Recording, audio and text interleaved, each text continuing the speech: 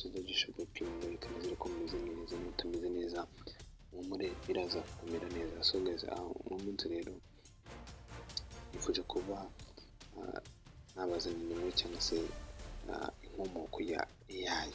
Abantu benshi bakoreshaga AI cyangwa se abantu mwene muzi AI, abari bayizi cyangwa se wenda abayikoreshaga abateye bazi inkomoko yayo. AI bimeze bite? Mutazi nyine inkomoko yayo cyangwa se wenda ahantu AI yari yaraturutse, bazi ngo AI wenda bwije ngo vuba aha ngaha, ariko ntabwo ariko bimeze. Uno munsi nifuje ko twaza kubyinjiramo in deep, tukamenya se inkomoko ya AI yaturutse byagenze gute, iki n'iki byose. Yes guys, so tudatinze reka tubyinjiremo. Muri gihe cyo gukora imashini ishobora gutekereza nk'umuntu, ngo ndavuga AI, cyatangiye mu 1940 kugeza mu 1950. Yes, aribwo mu 1943 Warren McCulloch na Walter Pitts bakoze inyandiko yerekana uko udutsinga tw'ubwonko twakorwa modeli ya mudasobwa. Yes, ubwo ndavuga ubwo ni robo ko umuntu bazi nyine ni robo nyine tuguri kumukubibiri ukuntu ngo bakorwa nyine robo yatekereza ubwo nk'umuntu nyine cyangwa se uburyo bakora modeli nyine ya mu kimwe rero 1950.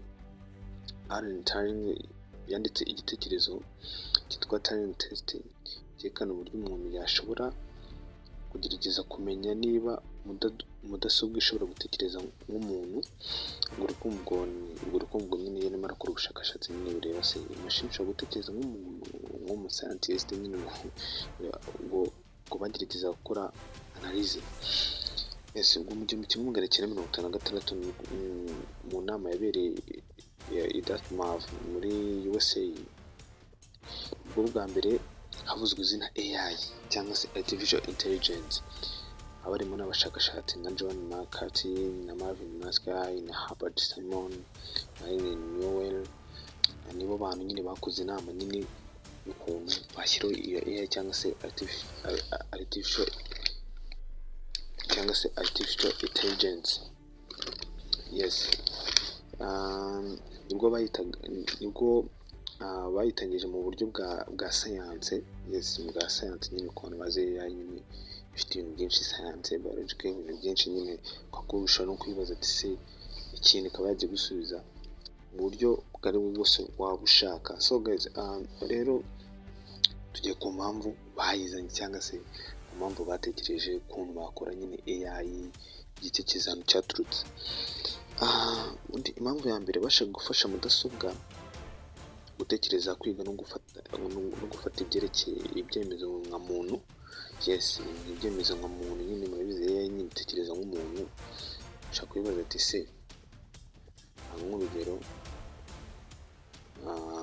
wenda ati nka papira wenda nyine y'abantu nyine mu Rwanda cyangwa se ukuntu abantu bangana mu Rwanda, ikaba imusubiza nyine ariko mu icyo gihe yatekereje nk'umuntu. Yego, icya kabiri, intego yayo yes, intego yari gukora nk'imashini. Yes, imashini ishobora gukemura ibibazo, gukora imirimo y'abantu, gufasha mu bumenyi no mu buhanga bw'iterambere. Yes, uri kumva ubwo n'ubuhanga ubwo nyine bagiye nyine batekereza gushyiramo cyangwa se kubufashwamo na AI. Yes, undi muri make AI yatangiye nk'igitekerezo cya science. Yes, yo gufata mu buryo bw'ubwenge bw'umuntu ukora, bakagerageza nyine kubushyira muri mudasobwa. Ngo ndavuga AI, abayitangije ni Alan Turing, ari watanze n'igitekerezo. Ubwo nyine ni watanze igitekerezo avuga ati se ntabwo twakora imashini itekereza nk'umuntu mu buryo bw'iterambere, mu buryo bwa science. AI nyine buri kumva ni watanze igitekerezo cy'uko bakora Artificial Intelligence cyangwa se AI, ahuza abascientist, abarimu barenze, mathematics, biologists, baravuga ati dushobora ko twakora ikintu kirenze nka AI cyangwa se wenda robo ishobora gutekereza nk'umuntu. Yes, ikaba yagiye isubiza umuntu mu buryo bworoshye, mu buryo nyine butagoye. Yes. Hanyuma John McCarthy na Marvin Minsky na Herbert Simon Lanwin nibo bayihaye izina no kwishyira mu bikorwa. Nyine uri kumva mu bantu nyine murabizi nyine AI ntabwo ari ibyo bisi, ni bisanzwe biba byakozwe akenshi ni AI, kandi AI artificial intelligence uri kumva ni ibintu nyine byahereye nyine kera, nyine mu myaka nyine ashize. Nyine hari abantu bibaza ngo AI ngeje vuba, ariko ni AI nyine abascientist nyine cyangwa se abasanze bayitegereje kuyikora kera kugeza na n'ubu ngubu. AI akaba ariyo iri gukora ibintu bitandukanye, ariyo iri guhimba bifashisha bakora inkuru, ariyo nyine navuga yuko iyoboye isi. Niba ufite n'ikibazo ugasanga wabaje AI, niba ushaka AI nyine iyo uyibwira icyo utekereza akaba aricyo yagukorera. Niyo AI artificial intelligence uri kumva ushaka ko nyine ahereye nyine mu myaka ya kera muri za 1950 gutyo. Ntago ari ibintu cyangwa se ntago ari porogaramu ari nshyashya. Porogaramu yahereye kera, ahubwo ni uko baba barayikoze bakongera bagasa nkaho bayapudetinga nyine bakayizana. So guys, yanifuje rero kuba nabagezaho inkomoko ya AI kugira ngo se wenda nk'umuntu yize cyangwa se ku muntu usanzwe anayikoresha amenye inkomoko ya AI, buryo wenda n'umuntu utabizi nawe yabimenya. Uburyo nk'umuntu uzi nka AI ngo yaje ngo yavuga ati AI yahereye kera mu 1950, ibintu byahereye kera ni ibintu abasanze bakoze nyine.